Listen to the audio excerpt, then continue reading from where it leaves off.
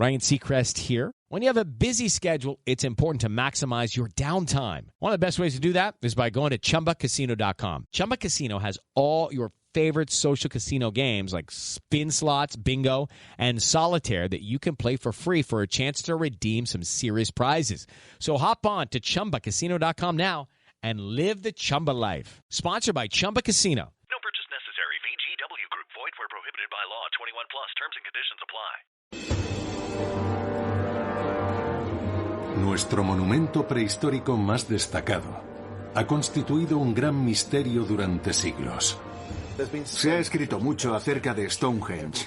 No hay generación que no haya sugerido nuevas ideas, algunas lúcidas y otras descabelladas. Sin embargo, un hombre cree haber encontrado la llave para resolver este rompecabezas. Bajo Stonehenge se encuentran enterrados numerosos cuerpos. Y ahora el profesor Mike Parker Pearson y su equipo han recibido permiso para analizarlos por primera vez. En este documental examinaremos su innovador trabajo, una investigación que cambiará por completo la visión que teníamos de Stonehenge. Hará que nos replanteemos su fecha de construcción y demostrará que el monumento que hoy conocemos no se corresponde con el Stonehenge original. Descubriremos pruebas irrefutables que otrora sirvieron de nexo de unión en estas islas y resolveremos el misterio de su declive. Stonehenge, el regreso de los muertos. La extraordinaria historia de los muertos de Stonehenge empieza en 1919. Un equipo encabezado por el arqueólogo William Hawley se encontraba excavando en el monumento prehistórico más célebre de Gran Bretaña, cuando de repente descubre un anillo exterior de agujeros. Algunos de ellos escondían un sorprendente secreto: los restos de antiguos cuerpos. William Hawley desenterró muchas tumbas de incineración en Stonehenge, pero no sabía qué hacer con su contenido. Así que lo dejó en manos de su ayudante, que lo metió en sacos y lo enterró en 1935. Recientemente, el equipo de Mike Parker Pearson recibió un permiso especial para recuperar aquellos restos. El ayudante de Hawley había enterrado de nuevo todos los huesos en un único agujero que nadie había vuelto a excavar, razón por la que el equipo de Mike desconocía qué se podría encontrar. La única pista que tenían eran unas líneas escritas en una libreta de hacía 75 años, según la cual los restos habían sido enterrados bajo una placa. Así que empezamos a desenterrar y llegamos a una capa en la que había una placa de plomo. El ayudante de Hawley había pedido que escribieran en ella: aquí se encuentran los huesos de la gente de Stonehenge. Pero la placa desvelaría una sorpresa inesperada. Es lo peor que podría pasar. El ayudante de Hawley había complicado más si cabe esta historia detectivesca. Teníamos la esperanza de que hubiera hecho divisiones individuales dentro del foso, pero los restos estaban mezclados. Eso significa que nos topamos con una gran masa de material heterogéneo. Se avecinaba un trabajo muy complicado: separar los distintos fragmentos. Los miembros del equipo reúnen cuidadosamente el amasijo de huesos y lo llevan al laboratorio. Allí se iniciaría el arduo proceso de individualizar los más de 50.000 fragmentos. Mientras, Mike aprovecha para examinar el hoyo en el que aparecieron, y no tarda en llegar a una conclusión que reescribiría la historia de Stonehenge. El monumento prehistórico más icónico de Gran Bretaña está compuesto de un círculo central de enormes bloques llamados sarsens, es decir, bloques de arenisca coronados por dinteles. Y dentro del anillo se erigen otros bloques más pequeños, los llamados bluestones, es decir, bloques de dolerita. Siempre se había pensado que la colocación de todos los bloques había tenido lugar al mismo tiempo en el año 2500 a.C. Pero el descubrimiento de Mike apuntaría en otra dirección. Lo que tenemos aquí es una superficie muy suave y plana que, sin embargo, tiene muchos fragmentos incrustados. Y en los extremos vemos trozos de piedra caliza. La piedra caliza mostraba indicios de desgaste que solamente podrían haber sido provocados por un peso descomunal. Lo que sucede cuando colocas verticalmente un bloque muy grande en un lugar como este es que destrozas la piedra caliza y ésta pierde su estructura. Todo indica que esta va a ser la posición en la que colocaron el bloque. Eso significa que tienen que haber encajado en esos agujeros unos bloques bastante estrechos, y en Stonehenge solamente hay un candidato, la dolerita. Las nuevas pruebas de Mike colocan ahora a la dolerita en los mismos agujeros en los que aparecieron los cuerpos, los 56 agujeros que rodean el monumento de piedra. ¿Podría ser una coincidencia? Mike no lo cree así. Y la clave para demostrarlo llega con el examen de los primeros huesos en el laboratorio. Es un fragmento muy pequeño de hueso con incrustaciones de carbonato de calcio. Se ha pegado al hueso a partir del entorno calizo. En vista de cómo algunos huesos cremados se habían incrustado en la piedra caliza del agujero funerario, Mike deduce que los habían introducido allí al mismo tiempo que la dolerita, algo tremendamente significativo para Mike. Creo que nos muestra algo muy importante, que hay una asociación deliberada entre los restos de alguien y una de las piedras. Es casi como una lápida. Una datación preliminar por radiocarbono de los huesos desveló que fueron enterrados junto con la dolerita en el año 3000 a.C. Mike acababa de desterrar otra creencia sobre Stonehenge. El monumento resultaba tener 500 años más de antigüedad de lo que se había pensado siempre. Esto supuso un volantazo con respecto a la visión aceptada de Stonehenge. Los indicios de Mike demuestran que Stonehenge, famoso en todo el mundo por su aspecto único, no siempre había lucido así. De hecho, este habría sido su aspecto hace 5000 años en el momento de su construcción, antes de que colocaran los gigantescos bloques de arenisca. Un descomunal cementerio prehistórico. Cada una de las piedras determinaba dónde se encontraban las tumbas de los restos que están analizando en este momento Mike y su equipo. Podría tratarse de las personas más importantes de la Gran Bretaña de la Edad de Piedra. Entonces, ¿quiénes eran? Ahora que los fragmentos de huesos están dispuestos sobre la mesa de un laboratorio, Mike y su equipo pueden realizar análisis científicos más avanzados. Eso sí, antes deberán reconstruir un rompecabezas prehistórico de 50.000 piezas. No se puede decir mucho. Con algunos fragmentos incluso dudas de si son huesos porque han pasado un proceso de cremación. Pero si lo miras con criterio científico, te das cuenta de que pertenecen a distintas partes del esqueleto. Las costillas, las vértebras, la mandíbula, el cráneo. El primer misterio por resolver es de cuántos cuerpos estamos hablando. Christy Willis, antropóloga experta en huesos, ya ha realizado un descubrimiento que sirve de pistoletazo de salida a la investigación.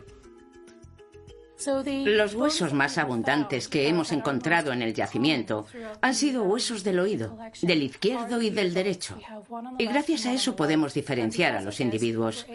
Este es uno de los huesos del oído, que son muy fáciles de reconocer. Son huesos muy sólidos, muy compactos. Aquí empezaría el canal auditivo. Este huesecillo permitirá que el equipo de Mike diferencie a los individuos. Y de esta manera se podrá saber de cuántas personas estamos hablando. Entonces será posible llevar a cabo otras pruebas más complejas sobre los restos de cada individuo. La datación por radiocarbono ofrecerá datos precisos sobre el fallecimiento de los integrantes del grupo y ayudará a Mike a entender las relaciones entre individuos. Hasta entonces, Mike y sus compañeros revisan aspectos de la sociedad prehistórica con el fin de afinar la identificación de los cuerpos. En su proceso de investigación, destierran mitos íntimamente relacionados con la Edad de Piedra. Cuando uno usa términos como Edad de Piedra o Neolítico, la imagen que se hace la gente es la de un grupo de hombres peludos con fuego en las cavernas. Tenemos que entender que esto fue así muy al final de la Edad de Piedra, con la aparición de la agricultura, y que se parecían mucho a nosotros tanto física como cerebralmente. Lo que nos diferencia es que su tecnología era mucho más rudimentaria. No es que sean primitivos, es que tienen tecnología primitiva. Gracias a un reciente descubrimiento en el lago Chalén, en Francia, a 800 kilómetros de Stonehenge, ha sido posible saber lo avanzada que estaba la población de la Edad de Piedra. Bajo estas aguas han aparecido objetos que datan al menos de los tiempos de Stonehenge. Es posible que se trate de objetos que se utilizasen a lo ancho y largo de Europa en la Edad de Piedra. Gracias a esto sabemos que aquellos individuos tenían muchas destrezas. Aquí tenemos un pequeño cuenco de madera con asa. Está tallado con mucho esmero. Es fácil comprender su uso. Es probable que esté hecho a partir de ceniza y tiene un asa de pequeñas dimensiones. Tiene casi 5.000 años de antigüedad y se diría que lo fabricaron ayer. Algunos de estos objetos tienen un aspecto tremendamente actual. Este cucharón podría usarse hoy perfectamente. Está muy extendida la idea de que en la Edad de Piedra se utilizaban vestimentas muy primitivas. El siguiente descubrimiento desbaratará también esta idea equivocada. Los tejidos también han superado sorprendentemente el paso del tiempo. Aquí tenemos un calzado de casi 5.000 años de antigüedad, que está en un estado de conservación increíblemente bueno. Está fabricado con las mejores fibras. Se ve claramente que es un zapato y se ve una especie de costura, un pliegue, que obviamente se ha ido volviendo plano con el paso del tiempo. Probablemente uno pisara aquí y luego se envolviera el empeine. No habría sido fácil usarlo en su momento. Estos objetos de la Edad de Piedra nos hacen pensar en una civilización sorprendentemente avanzada. Ahora bien, ¿qué papel ocuparon en aquella sociedad prehistórica los muertos de Stonehenge? Mike y los miembros de su equipo sopesan distintas posibilidades interesantes. Y sus investigaciones los encaminan por un sendero sangriento de la historia. La primera teoría de Mike se apoya en una serie de espeluznantes descubrimientos de la Edad de Piedra. Por mucho que cueste imaginarlo ahora, el suroeste de Inglaterra fue un campo de batalla prehistórico. Existen asimismo indicios de enfrentamientos en algunos lugares de enterramiento cerca de la construcción. Tumbas prehistóricas como esta en West Kennet, a 24 kilómetros de Stonehenge, contienen pruebas que podrían arrojar luz acerca de la identidad de los muertos de Stonehenge. El doctor Rick Schulting es experto en conflictos prehistóricos. Esta es la cámara funeraria de West Kennet. A ambos lados hay cámaras en las que se han encontrado restos de muertos en el Neolítico.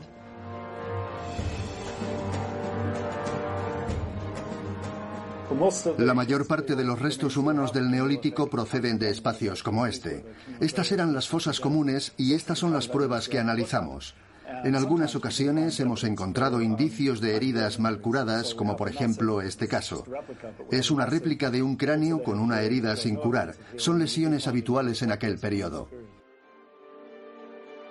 Los campos de batalla de la prehistoria están trufados de puntas de flecha y otros objetos, lo que nos deja entrever sangrientos choques. Así no es posible descartar que los individuos enterrados en Stonehenge fueran un grupo de guerreros o de víctimas de una batalla prehistórica.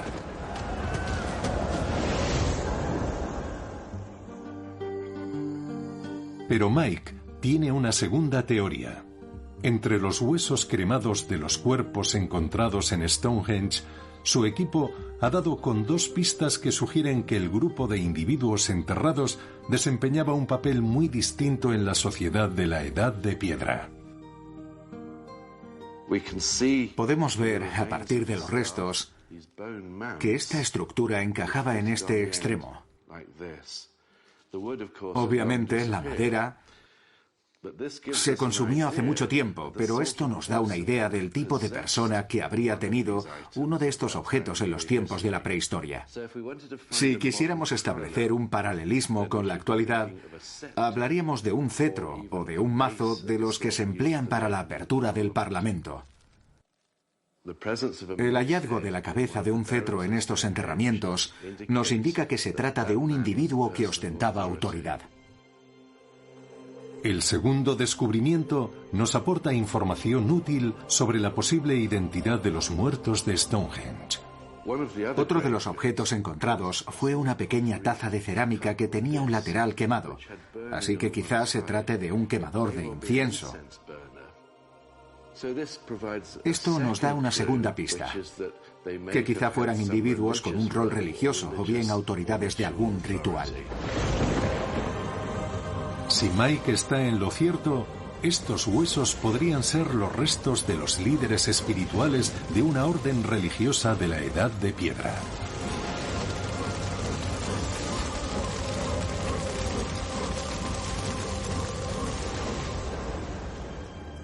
Durante este tiempo, Christie ha estado realizando progresos en el laboratorio y podría echar por tierra ambas teorías. Este fragmento de apariencia poco llamativa tiene una característica única que determinará si perteneció a un hombre o a una mujer. El segundo hueso más común que hemos logrado identificar es el hueso occipital. Aquí tenemos varios. Es un hueso localizado en la cara trasera del cráneo y lo reconocemos porque aparece en fragmentos mucho más grandes. Al pasar los huesos occipitales por un escáner, la imagen resultante permitirá al equipo de investigadores de Mike calibrar con exactitud el grosor del hueso, un indicador fiable de género. Aquí tenemos la imagen del primer hueso occipital. Sí, el hueso de la parte trasera de la cabeza. Se ve claramente la forma, ¿verdad? Así es. Si nos fijamos bien en esta imagen obtenida por el escáner, vemos que el perfil es cada vez más rugoso. Sí. Y de repente se corta. Sí. Ese es el punto en el que se unen los músculos de la parte trasera de la cabeza. ¿Podemos pensar que se corresponde con un varón? Sí, efectivamente. La siguiente muestra que analizan no tiene nada que ver. Aquí tenemos el hueso occipital de una mujer. Vemos bien cada uno de los tramos, que se suceden con naturalidad. Sí, lo veo. Y de repente hace una curva. Es decir, que no se trata de un cementerio de monjes o de guerreros varones. Eso es. A pesar del descubrimiento de lo que podrían ser objetos religiosos, el hecho de encontrar restos de mujeres y de hombres hace pensar a Mike que es poco probable que los muertos de Stonehenge pertenecieran a una orden religiosa. E igualmente, que fueran integrantes de un ejército. Es complicado hablar en términos tajantes, pero se podría generalizar y decir que es poco habitual encontrar órdenes religiosas cuyos integrantes fueran hombres y mujeres, o ejércitos integrados por hombres y mujeres. La mezcla de sexos nos sugiere que se trata de algo distinto. Entonces, ¿quiénes podrían ser los muertos de Stonehenge? El equipo está a punto de concluir las pruebas de laboratorio realizadas a los huesos. El número total de cuerpos recuperados del monumento asciende a 63, y hay tantos hombres como mujeres y niños. ¿Qué conclusión extrae Mike de esta información. Los resultados de las pruebas de radiocarbono le permitirán interpretar la relación existente entre los individuos. Creo que podría tratarse de una comunidad específica formada por hombres, mujeres y niños. Quizá de un grupo especial. Por ejemplo, una aristocracia, una élite. Lo interesante es que estamos hablando del enterramiento de una comunidad. También podría tratarse de distintas familias. Y esto nos da información muy útil acerca de su organización. No solo de las construcciones megalíticas, sino del estilo de vida de aquellas personas. No se trata de una sociedad de individuos, sino de una sociedad que prima la comunidad incluso más de lo que nos imaginábamos. Los resultados nos hacen pensar que entre los años 3000 y 2800 a.C. se produjeron de manera habitual enterramientos de hombres, mujeres y niños. Si Mike está en lo cierto, aquellas personas formaban parte de una aristocracia de la Edad de Piedra. Sus restos fueron cremados y sus tumbas marcadas por un anillo de doleritas. Las familias prehistóricas más destacadas, inmortalizadas en el monumento prehistórico más importante de Gran Bretaña.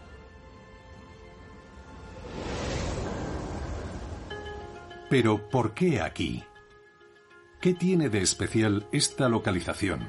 Una ladera azotada por el viento en la llanura de Salisbury, para que se decidiera honrar aquí de manera tan sofisticada a una aristocracia prehistórica. Mike ha estado analizando algunas de las características más destacadas del monumento con el fin de resolver el misterio. En primer lugar, la alineación de Stonehenge con el Sol. Si observamos esta maqueta, comprenderemos mejor por qué Stonehenge ha sido uno de los monumentos más comentados de las antiguas civilizaciones. Por un lado, es una edificación descomunal, sin olvidar otro aspecto importante: sus alineaciones con los solsticios. Por un lado, estamos alineados con el punto por donde sale el sol en verano y 180 grados en la dirección contraria con la puesta del sol.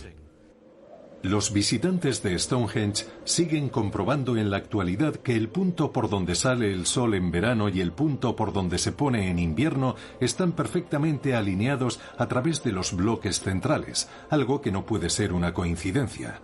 Está claro que se tuvo en cuenta para la construcción del monumento. Los solsticios eran importantes porque les ayudaban a gestionar el tiempo. Definen momentos capitales en el ciclo solar. Y especialmente en mitad del invierno, la transición de un año viejo a uno nuevo. No nos ha sorprendido en absoluto descubrir que a lo largo del Neolítico, en el cuarto y tercer milenio antes de Cristo, se levantaron monumentos que se orientan hacia la salida del sol o hacia la puesta del sol en el solsticio de invierno.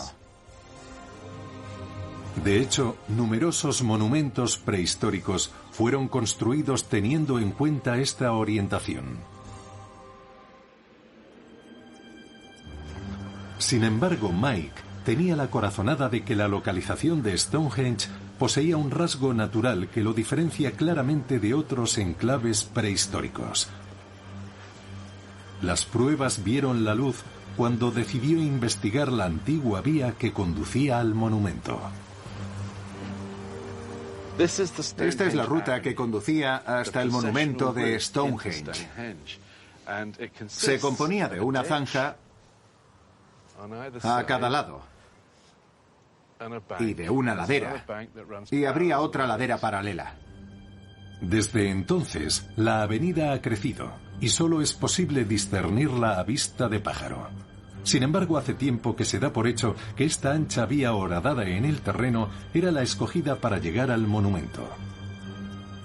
Esta avenida es especial porque ya estaba aquí antes de que se levantara Stonehenge y no porque alguien la hubiera construido.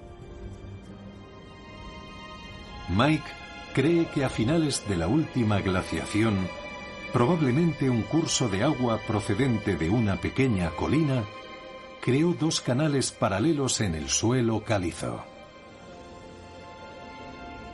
En aquellos tiempos, estas líneas rectas podrían haber sorprendido a los habitantes de la región, especialmente cuando se percataron de la dirección a la que parecían apuntar. Una caprichosa coincidencia cosmológica quiso que, en esta dirección, las líneas apuntaran hacia la puesta del sol del solsticio de invierno, lo que habría parecido un mensaje extraordinario enviado por los dioses. Quizá incluso fuera el centro de su universo. En un mundo en el que no existían relojes de ningún tipo ni calendarios, descubrir un enclave en el que la naturaleza marcaba los días más largos y más cortos del año habría parecido algo más que una mera coincidencia.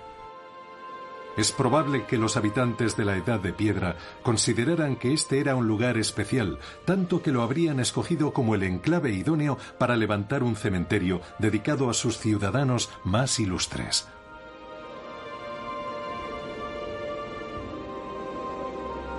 No obstante, lo que hacía especial Stonehenge no era solo su ubicación, sino también el origen de sus bloques. Hubo algo que dejó anonadados a los primeros arqueólogos. Las doleritas no eran un tipo de roca habitual en la zona. Entonces, ¿de dónde procedían? Durante 100 años se ha pensado que únicamente existía un lugar en Gran Bretaña en el que se daba la dolerita o piedra azul de manera natural. En la región occidental de Gales, a 280 kilómetros de Stonehenge. Sin embargo, nadie ha logrado ofrecer pruebas concluyentes de que estas piedras fueran las elegidas para la construcción de Stonehenge. Mike y su equipo se esfuerzan al máximo para resolver este misterio. Aquí tenemos bloques de riolita, es decir, bloques propiamente dichos. Forman parte de una roca más grande, pero parece que están listos para que los separemos. Si quitamos esta vegetación, veremos el típico bloque de piedra de Stonehenge. Creemos que esta podría ser una de las canteras a las que venían para extraer algunos de estos bloques y llevarlos a Stonehenge, a 283 kilómetros. El equipo está buscando todo tipo de pruebas que relacionen esta cantera prehistórica de Gales con las doleritas empleadas para construir Stonehenge. Y no tendrán que esperar mucho para encontrarlas. Hemos empezado a trabajar en esta parcela de tierra y no solo nos hemos topado con una cantera que contiene objetos prehistóricos, sino con algo que aquellas personas dejaron a su paso. Ahí podemos ver uno de los monolitos ya terminados. Estaba listo para ser transportado, pero lo que más llama la atención es que lo dejaron aquí. Gracias a un golpe de suerte, hemos encontrado la pista definitiva que demuestra que esta fue una de las canteras de los monolitos de Stonehenge. Otra medalla más para Mike y su equipo. Han encontrado una prueba irrefutable. Un bloque de dolerita idéntico a los bloques del monumento que se encuentra a 280 kilómetros de allí. Y esto nos lleva a un nuevo rompecabezas. ¿Cómo es posible que aquellos habitantes prehistóricos pudieran transportar hasta Stonehenge estos bloques de 3 toneladas antes de la invención de la rueda? Un misterio que ha suscitado un sinfín de teorías de todo tipo. La gente ha dejado volar la imaginación a la hora de entender cómo pudieron transportar aquellas piedras desde Gales hasta Stonehenge, a nada menos que 283 kilómetros. Algunos afirman que, en vista de la tecnología de la época, no es algo humanamente posible, sino cosa de extraterrestres. Mike reacciona a estas imaginativas teorías haciendo gala de su tradicional enfoque arqueológico práctico. La gente suele pasar por alto que estamos hablando de una etapa de la historia en la que la devoción tenía una importancia capital. Este es un ejemplo más de toda una serie de desplazamientos de tierra y de rocas que aquellos habitantes no solo lograron hacer, sino que quisieron hacer. Y esa es la incógnita que falta en muchas ecuaciones. Con la voluntad es posible mover montañas, como sin duda hicieron ellos. Mike considera que transportar las piedras habría sido un acontecimiento social que habría unido a todo tipo de comunidades bajo un mismo objetivo. Y el hecho de que Stonehenge fuera un enclave destacado por un fenómeno natural bastó para querer transportar aquellos bloques 280 kilómetros. El objetivo: erigir un monumento único con el que conmemorar las vidas de una aristocracia de la Edad de Piedra. Este fue el aspecto de Stonehenge durante 500 años. A continuación empezó una segunda fase de construcción.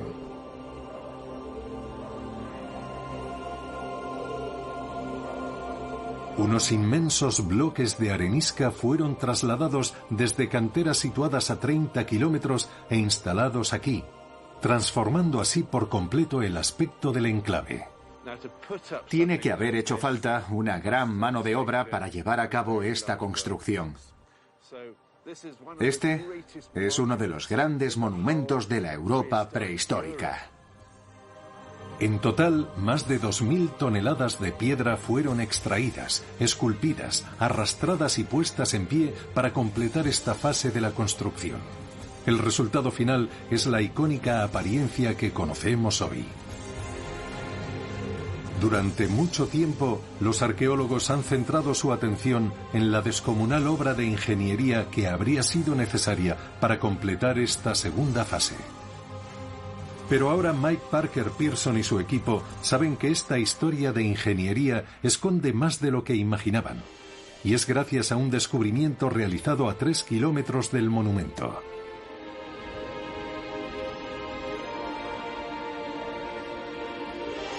En un lugar llamado Darrington Walls, una excavación saca a la luz un tesoro arqueológico imponente. Los restos de un asentamiento con más de 4.500 años de antigüedad, así como un total de 80.000 huesos de animales, herramientas de construcción, vasijas y recipientes para beber. Con el tiempo se ha convertido en el asentamiento más grande de la Edad de Piedra en el noroeste de Europa, y se encuentra a pocos pasos de Stonehenge. Los huesos de los animales desenterrados en Darrington pasan a ser analizados en el laboratorio. Partiendo del momento del año en el que los animales fueron sacrificados, se detecta un patrón sorprendente. Las primeras piezas dentales atraviesan la mandíbula y aparecen en la boca en determinados momentos de la vida del animal. Eso significa que si analizamos qué dientes han salido, podemos determinar la edad del animal cuando murió y saber si lo mataron el primer invierno de su vida.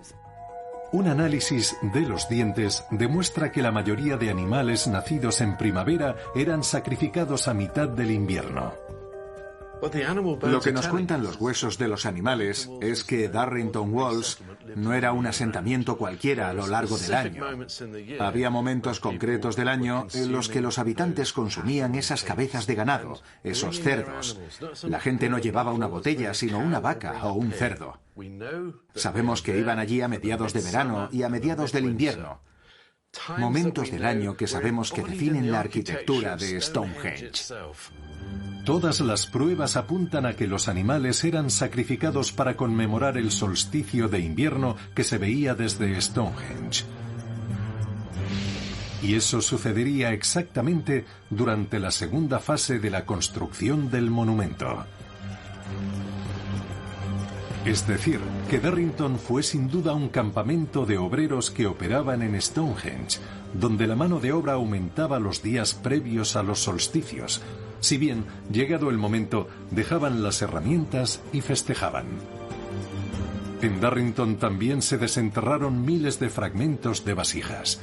Todos ellos están siendo analizados en el laboratorio y esconden historias de opíparos festines. Hasta hace poco no se pensaba cuál era la utilidad de aquellas vasijas. Y ahora sí, gracias a nuevos métodos de análisis que nos permiten rastrear los alimentos que absorbió la superficie de la cerámica durante su uso. El doctor Oliver Craig ha recurrido a una tecnología que se usa para analizar el contenido nutricional de los alimentos del supermercado con otro fin: hacer una radiografía de cómo comían durante las celebraciones de Stonehenge hace 4500 años. En una bolsa de patatas fritas ves la cantidad de grasa que contiene, por ejemplo. El método para determinar esas cantidades es el mismo que empleamos para analizar estas vasijas. Estos son los porcentajes de varios productos, de carne de cerdo o de vaca y de grasa de productos lácteos. Cada uno de estos puntitos azules es una molécula que terminó depositada en la vasija durante el tiempo que se utilizó. En otras palabras, en Stonehenge vemos que hay distintas reacciones a estos productos, y eso es porque se usaba la carne de un animal o de otro dependiendo del tipo de plato que se quisiera preparar. Así, se usaba carne de cerdo en la barbacoa y hemos encontrado productos de ganado en las ollas. Cerdo a la brasa y ternera. Así es. Lo curioso es que esto contrasta claramente con sus costumbres cotidianas. Sí. Ahora entendemos el alcance de las comilonas que se pegaban. Los restos nos hablan de que tiraban costillares enteros, sin limpiar las costillas una a una. Así es. El festín de invierno era sinónimo de cocinar y comer carne de una manera que nada tenía que ver con la dieta prehistórica diaria. Ya sabemos, pues, qué comían aquellos juerguistas en Stonehenge en la celebración del invierno. Pero, ¿qué bebían? Encontramos todo tipo de restos en esos hallazgos, tanto leche como distintos tipos de carne. Pero el alcohol no deja huella. Sí podemos decir que seguramente fueran conocedores de todas las propiedades de la levadura tras 1000 años trabajando con cereales. Por su propio bien, espero que hicieran fermentación alcohólica. Es fácil imaginar las imágenes de un festín a escala épica. Pero Mike y su equipo todavía desconocen las dimensiones de aquellos festejos. Se calcula que el número de habitantes de la región que rodeaba Stonehenge no era muy elevado. Así que, ¿de dónde procedían los participantes? El equipo de Mike realiza otro análisis innovador. Estudia a nivel atómico los dientes de los animales encontrados en Darrington. Y este curioso proceso desvela sorprendentemente de dónde procedían los obreros y los fiesteros. Los dientes son muy importantes porque incorporan elementos que nos pueden dar mucha información sobre la dieta de los animales. Para empezar, extraemos la pieza.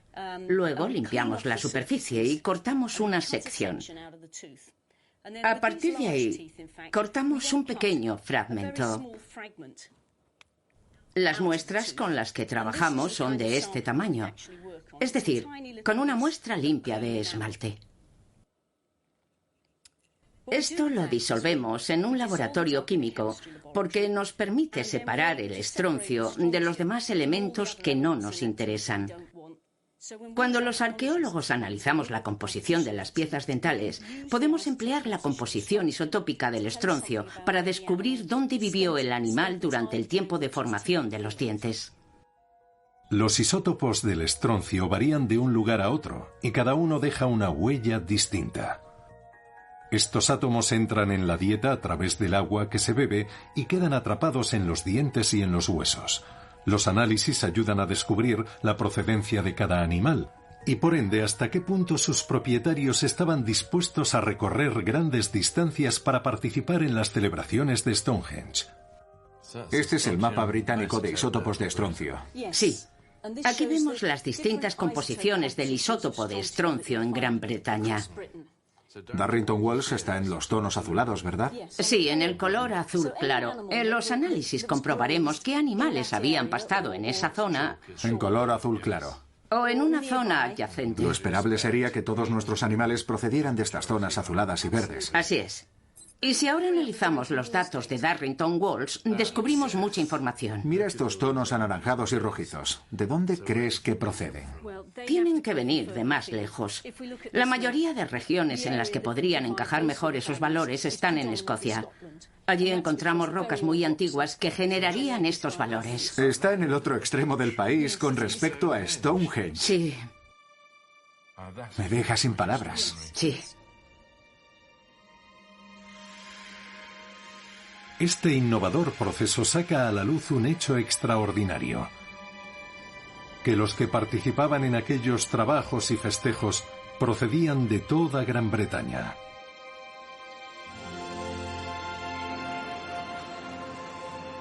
Mike cree que quizá algunos de aquellos individuos llegasen de puntos tan alejados como las Islas Orcadas, en el extremo más septentrional de Gran Bretaña. Los huesos de las cabezas de ganado y los estilos de las vasijas nos demuestran que este archipiélago, teóricamente tan alejado de las Islas Orcadas, está relacionado con Stonehenge. Y sin embargo, estamos a 1.131 kilómetros. Recorrer esa distancia a pie o en barco requerirá un mes. Es un trayecto muy largo. Incluso hoy necesitaríamos casi un día entero para recorrer esa distancia. Y si están yendo y viniendo continuamente, todo se complica más, porque no olvidemos que van acompañados de animales hacia el sur. El hecho de que aquellos individuos llegasen a Stonehenge desde todos los puntos de las islas británicas hace surgir nuevos e interesantes planteamientos. Que el monumento fuese visto como un importante punto de encuentro en la Gran Bretaña prehistórica. A partir de las pruebas extraídas en Darrington Walls, Mike considera que hasta 4.000 personas podrían participar en las celebraciones de invierno de Stonehenge, una enorme proporción de británicos que por aquel entonces se contarían por decenas de miles. Podríamos decir que los festejos de Stonehenge fueron en su día el primer ejemplo de un evento cultural británico multitudinario. Gracias a los descubrimientos que ha realizado, Mike puede forjarse una imagen clara de cómo serían aquellas celebraciones. Cree que los festejos empezarían en el campamento de los trabajadores, en Darrington. Probablemente tenían lugar eventos extravagantes seguidos de una procesión por el camino que conducía hasta Stonehenge, el lugar de enterramiento más importante de Gran Bretaña. Allí rendirían homenaje a los muertos y observarían la puesta del sol del solsticio de invierno a través de los alineados bloques de rocas. Seguramente fuera un acontecimiento muy destacado, porque no se tiene conocimiento de ninguna reunión similar en fechas precedentes. Estamos hablando de una magnitud diferente, y podemos imaginar la pasión que se viviría. Una pasión nunca vivida hasta entonces. Stonehenge fue con diferencia el monumento más importante del país, y personas de todas partes acudieron aquí para trabajar, celebrar y adorar. Pero sus días como punto de encuentro en Gran Bretaña estaban contados. En cuestión de años sucedería algo que cambiaría la civilización británica para siempre. El análisis de los huesos de animales y de las vasijas que quedaron tras las celebraciones confirma que los festejos concluyeron de manera brusca y que el asentamiento de Darrington Walls se convirtió en una ciudad fantasma. Gracias a la datación por radiocarbono sabemos que este asentamiento solo estuvo habitado durante escasamente 45 años, alrededor del 2500 a.C. Stonehenge dejó de ser el lugar de referencia de Gran Bretaña y todo indica que dejaron de celebrarse eventos en este enclave. ¿Qué provocó aquel punto de inflexión en las costumbres de toda una nación? Mike Parker Pearson cree que las respuestas llevan enterradas en la tumba de un guerrero desde hace miles de años. Estos huesos aparecieron enterrados cerca del monumento, pero poco tienen que ver con los diminutos fragmentos encontrados en anteriores descubrimientos. estos huesos no los cremaron. Se trata de uno de los enterramientos prehistóricos más conocidos. Es el llamado arquero de Amesbury y representa un cambio en las prácticas funerarias de la Gran Bretaña prehistórica. No solo sería un individuo destacado, sino que el funeral habría sido todo un acontecimiento. Con anterioridad, a la gente se la cremaba y se la enterraba con distintos objetos. Al arquero, como podemos ver, se le enterró con más de 100 objetos. Es el enterramiento más pomposo de aquel periodo.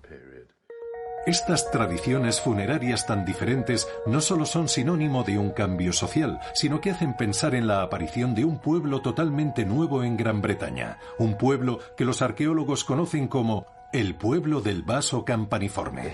Se le conoce como el entierro de la cultura del vaso campaniforme por estas vasijas tan características. Este tipo de vasijas no las encontramos en Gran Bretaña hasta que aparecieron las grandes areniscas en Stonehenge, es decir, hasta el año 2500 a.C. Aquella nueva cultura respetó Stonehenge.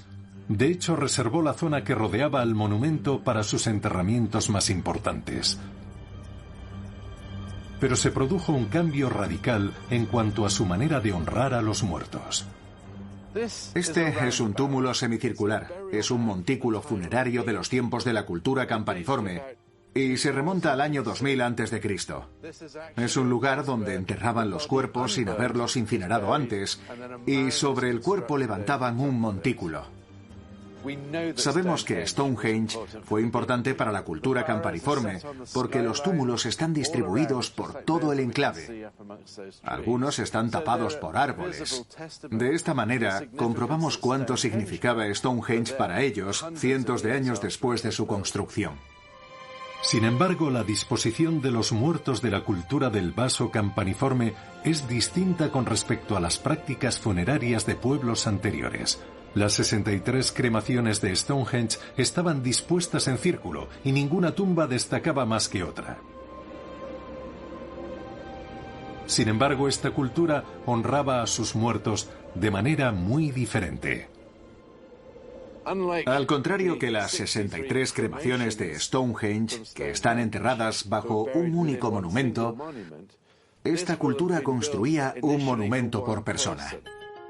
Este nuevo pueblo ponía mucho más énfasis en el individuo que en la comunidad.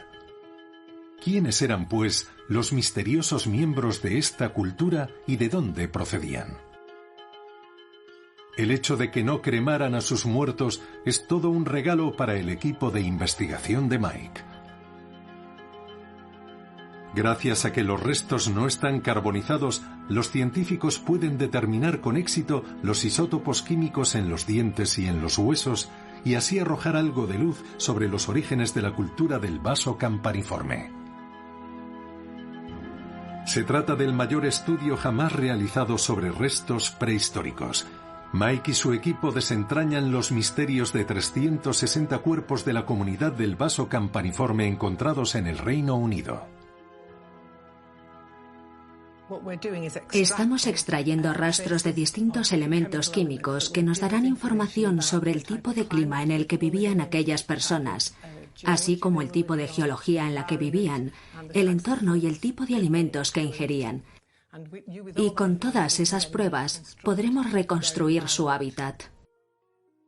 Podemos mirar a un individuo y decir, ¿este individuo es de la zona o ha venido de lejos? Los resultados desvelarán a Mike de dónde procedía aquella enigmática cultura, empezando por su individuo más célebre, el arquero de Amesbury. El caso del arquero de Amesbury es muy poco común dentro de nuestro grupo de 300 individuos británicos. Sus resultados indican que creció en un entorno frío y de clima continental. Así que no hablamos de Gran Bretaña, sino de Europa continental y probablemente cerca de los Alpes. Al parecer, el arquero procedía de Europa continental. El análisis de sus piezas dentales revela isótopos que se dan especialmente en zonas alpinas, lo que significa que pasó los primeros años de su vida cerca de la frontera actual franco-suiza. ¿Significa eso que formaba parte de la invasión bárbara que sometió a Gran Bretaña a la fuerza? Otros resultados apuntan a una hipótesis mucho más intrigante. Bien, este es el hombre de Shruton. ¿Qué sabemos de sus isótopos de estroncio? Bueno, sugieren que creció en los South Downs, en el sur de Inglaterra. Parece claro. Es decir, que sería de la región. Sí. Los análisis demuestran que muchos de los miembros de la cultura del vaso campaniforme nacieron y crecieron en Gran Bretaña. Al parecer, se apoderaron de toda la parafernalia de la cultura campaniforme. El resto de análisis parecen confirmar esta tendencia. Todo indica que muchos británicos de la antigüedad adoptaron estas costumbres continentales. ¿Qué parte de la cultura campaniforme llamó su atención y les incitó a dar la espalda a Stonehenge y a sus tradiciones milenarias? Mike cree que la respuesta radica en los objetos encontrados en los enterramientos campaniformes. El segundo objeto interesante es la daga. Está hecha de cobre. Así que estamos hablando de un material resplandeciente y novedoso. El metal era una novedad en Gran Bretaña. Se trata de un cuchillo muy pequeño y no parece el arma más eficaz del mundo. Se trataría, por lo tanto, de un objeto que denotaría estatus, a la vez que ofrecería cierta utilidad práctica, algo vanguardista. Este objeto importado probablemente dejó una profunda huella en los primeros individuos que lo encontrarían. La antigua cultura británica llevaba miles de años basada en la piedra, en herramientas rudimentarias y en armas toscas. A sus ojos, el brillante, manejable y llamativo objeto aportado por la cultura del vaso campaniforme habría parecido algo casi mágico. Algo que cambiaría el funcionamiento de aquella sociedad. Está compuesto de cobre y de oro. Y con esos metales no habría quien te tosiera. Es el nacimiento de la cultura del brillo. Esto supone para Mike la culminación de 30 años de una investigación pionera. La cultura del vaso campaniforme le ha dado la pieza que faltaba de su rompecabezas. Justo después del año 2500 a.C., su cultura novedosa e individualista, así como sus resplandecientes objetos, supusieron un punto de inflexión en la cultura de la antigua Gran Bretaña. Se llevó por delante la cultura colectiva que otrora había reunido a personas procedentes de distintos puntos de estas islas para compartir los festejos de los solsticios. Asimismo, transformó la manera en la que los antiguos habitantes habían utilizado Stonehenge. La llegada de la cultura del vaso campaniforme puso fin a la edad de piedra y dio paso a la edad de bronce. Sin embargo, también pareció cambiar nuestra manera de relacionarnos. Y al mismo tiempo que Stonehenge empezó a conocer la ruina, se inició la edad del individuo.